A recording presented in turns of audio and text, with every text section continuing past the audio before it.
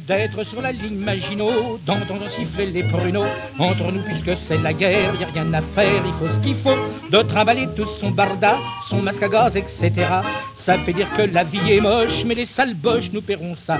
On couche par terre et en rêvant, on voit son pays bien souvent.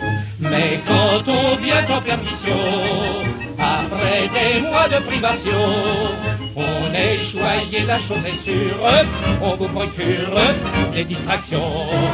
On vous conduit au cinéma, mais à la place d'Annabella, on voit Monsieur Lebrun sur le front quand on vient en permission.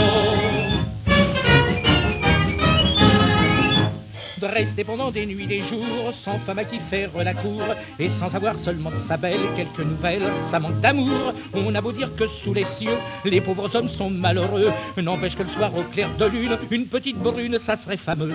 Et l'on serre sa ceinture d'un cran, en fait d'amour, on n'a que du vent.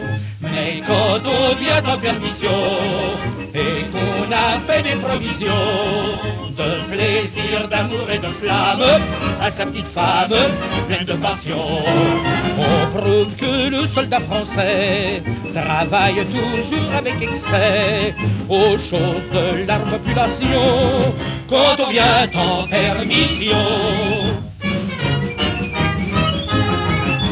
On est inquiet pour les civils, pour sa famille on se fait de la bile. On pense ont-ils de la farine et des sardines en manqueront-ils? Est-ce que ma femme a du charbon? Est-ce que mes gosses ont des bonbons?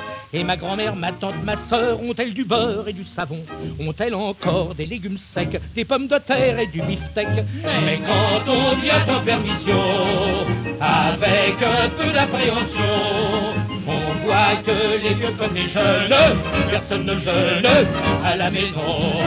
Sachant que les boches manquent de tout et qu'on a tout ce qu'il faut chez nous, on se dit en France il y a du bon quand on vient en permission.